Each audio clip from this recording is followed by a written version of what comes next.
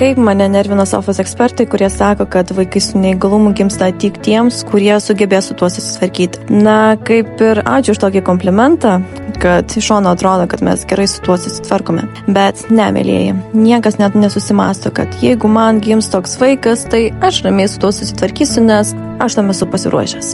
Na, tikrai ne. Kiekvienas atsidūręs tokioje situacijoje nuo nulio pradeda mokytis gyventi iš naujo. Kažkas pasiseka, kažkas ne.